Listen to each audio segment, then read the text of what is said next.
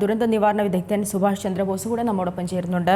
ശ്രീ സുഭാഷ് ചന്ദ്രബോസ്, നോക്കൂ, വളരെയധികം ദാരുണമായൊരു സംഭവം, അതുപോലെ തന്നെ വളരെ ഭീകരമായ ദൃശ്യങ്ങളുമാണ് ഈ പുറത്തു വന്നിരിക്കുന്നത്.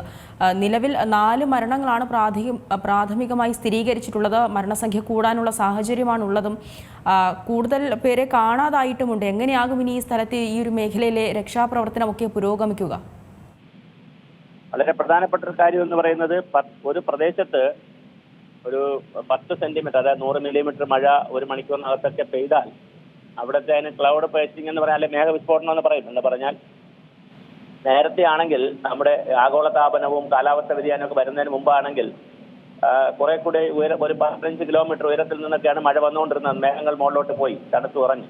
ഇപ്പോൾ അതൊരു 8 കിലോമീറ്റർ, അല്ല, നേരത്തെ 8 കിലോമീറ്റർ ഒക്കെ ആയിരുന്നു. അപ്പോൾ ഇപ്പോൾ അത് കുറച്ചുകൂടി ഉയരത്തിലേക്ക് പോയിട്ടുണ്ട്. അപ്പോൾ അതിന്റെ ശക്തി കൂടും.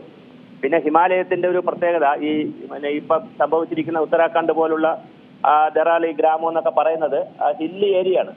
നമ്മളിവിടുത്തെ പോലത്തെ ഹില്ല്, വീതി കുറഞ്ഞ വളരെ കുത്തനെയുള്ള ഹില്ല് ഏരിയയാണ്. അപ്പോൾ അതുകൊണ്ട് തന്നെ അവിടെ വളരെ ഗൗരവമായി ചെറിയ മഴ പെയ്താൽ പോലും വലിയ ഒരു സംവിധാനം ഉണ്ടാവും. അത് അവിടെ ഗാർസ്റ്റിൽ, ഗംഗോത്രി മേഖലയിലൊക്കെയാണ് ഇത് സംഭവിച്ചിരിക്കുന്നത്. ഗിർഗംഗ കാച്ച്മെന്റിൽ എന്നൊക്കെ പറയുന്നത് വളരെ പ്രധാനപ്പെട്ട പ്രദേശങ്ങളാണ്. ഹിമാലയൻ ജിയോളജി തന്നെ മലകൾ വളരെ ചെറുതായി ഇടുങ്ങിയ തള്ളി നിൽക്കുന്ന മലകളാണ്. അപ്പോൾ അവിടെ പെട്ടെന്ന് വെള്ളം വീണാൽ അത് പെട്ടെന്ന് തന്നെ താഴേക്ക് വരും. പക്ഷെ ഗ്രാമങ്ങൾ ഒക്കെ അതുപോലെ ഈ മലകളിലൊക്കെ താഴേക്ക് കൊണ്ടുവച്ചിട്ടുണ്ട്. അതുപോലെ വ്യാപകമായ വനനശീകരണമൊക്കെ നമ്മുടെ രാജ്യത്ത് ഉണ്ടല്ലോ, നമ്മുടെ സംസ്ഥാനത്തായാലും രാജ്യത്തൊക്കെ ഉണ്ടല്ലോ.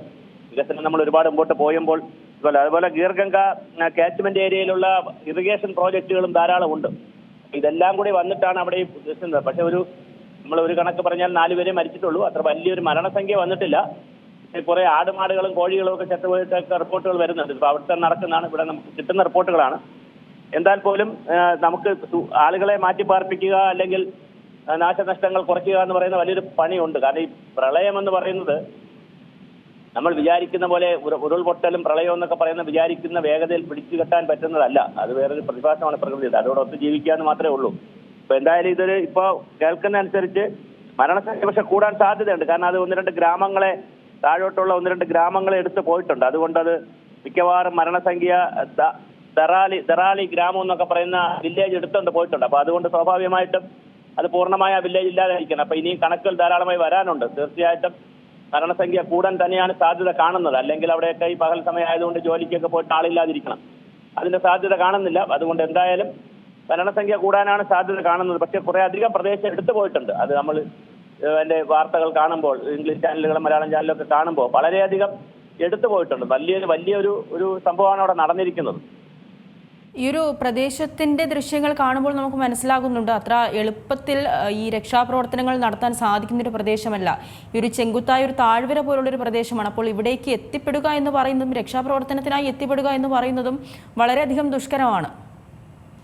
പ്രശ്നം എന്താണെന്ന് വെച്ചാൽ, ഇതുപോലത്തെ വന്നു കഴിഞ്ഞാൽ ആദ്യം ഡിസ്കണക്ട് ആവുന്നത് ഈ ഇലക്ട്രിസിറ്റി, കറണ്ട് ഘട്ടങ്ങൾ ഡിസ്കണക്ട് ആവും. മൊബൈലുകൾ പിന്നെ പ്രവർത്തിപ്പിക്കാൻ കഴിയില്ല. പിന്നെ സിഗ്നലുകൾ ഇല്ലാതാവും.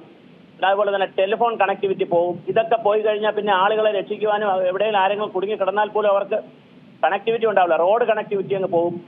അപ്പൊ റോഡിന്റെ കണക്ടിവിറ്റി, റെയിൽവേ ഇല്ല, പക്ഷെ റോഡിന്റെ കണക്ടിവിറ്റിയും ഇലക്ട്രിസിറ്റി കണക്ടിവിറ്റി ഒക്കെ പോയി കഴിഞ്ഞാൽ ആളുകൾക്ക് ഇപ്പൊ മൊബൈലൊക്കെ ഉണ്ടായിട്ടും കാര്യമില്ല. ആ ചാർജ് ഒന്നുമില്ല, ആളുകൾ വിളിക്കാൻ പറ്റത്തില്ല. അപ്പൊ വളരെയധികം പ്രതിസന്ധി വരും. അത് ഇതിന്റെ ഒരു ഫസ്റ്റ് സ്റ്റെപ്പ് അത് തന്നെയാണ്. ആ സ്ഥലം എടുത്തോണ്ട് പോകും. പിന്നെ ഇതിനകത്ത് നമ്മളിപ്പം ഈ ഉരുൾപൊട്ടലിലും പ്രളയത്തിലൊക്കെ കാണുന്നതാണ്, വീടുകളെ അടിച്ചെടുത്താണ് പോകുന്നത്. അല്ലാതെ വന്ന് പതുക്കെ കയറി പോകില്ലെന്ന് നമ്മൾ കണ്ണടച്ച് തുറക്കുമ്പോൾ സെക്കൻഡുകൾക്കുള്ളിലാണ് ഇത് സംഭവിക്കുന്നത്. അപ്പൊ അതുകൊണ്ട്, കാരണം ഇത് പ്രധാന പ്രശ്നം എന്ന് വെച്ചാൽ, ഇത് എവിടെയാണ് ഇത് ഉണ്ടാകുന്നത് അവിടെ അല്ലല്ലോ. ഇത് കുറച്ച് ദൂരെ ഉണ്ടായിട്ട് എല്ലാം കൂടി ശക്തിയായി വരുമ്പോഴാണ് നമുക്ക് പ്രളയമായിട്ടൊക്കെ ഫീൽ ചെയ്യുന്നത്. കുറെ മുമ്പേ തയ്യാറെടുത്തിരിക്കും. ഭൂമി മഴയെ സ്വീകരിച്ച് കുറച്ച് മുമ്പേ തയ്യാറെടുത്തിട്ടാണ് ഇത് വരുന്നത്. പക്ഷെ നമുക്ക് ആ തയ്യാറെടുപ്പ് അറിയാൻ പറ്റത്തില്ല. ചില സമയത്ത് അറിയാൻ പറ്റും, ചില സമയത്ത് അത് അറിയാൻ പറ്റത്തില്ല. പറ്റാതിരുന്നാൽ നമ്മൾ എല്ലാവരും എടുത്തുകൊണ്ട് പോകും. അതാണ് ഒറ്റപ്പെടുക പ്രശ്നമാണ്. പിന്നെ എന്താണ് അവിടെ റെസ്ക്യൂ ആക്ടിവിറ്റീസ് പ്രശ്നമാണ്. പിന്നെ അവിടുത്തെ SDRF-ഉം NDRF-ഉം ഒക്കെ അവിടെ പോയിട്ടുണ്ട്. അപ്പൊ അതുകൊണ്ട് അവരുടെ കഴിവുകൾക്കനുസരിച്ച് ചെയ്യും. പക്ഷെ എന്നാൽ പോലും വലിയ നാശനഷ്ടം ഉണ്ടാകാനുള്ള ഇപ്പാണ് ഇന്നത്തെ കണക്കുകൾ വെച്ച്, അല്ലെങ്കിൽ നമ്മുടെ ഒരു പ്രൊഡിക്ഷൻ വെച്ച് നോക്കുമ്പോൾ വലിയ നാശനഷ്ടം ഉണ്ടാകാനാണ് സാധ്യതയുള്ളത്. വളരെയധികം നന്ദി ശ്രീ സുഭാഷ് ചന്ദ്രബോസ് പ്രതികരിച്ചതിന്. ഏറ്റവും പുതിയ വാർത്തകളും വിശേഷങ്ങളും വിരൽ തുമ്പിലറിയാൻ സീ മലയാളം ന്യൂസ് എല്ലാ ഡിജിറ്റൽ പ്ലാറ്റ്ഫോമുകളിലും ലഭ്യം.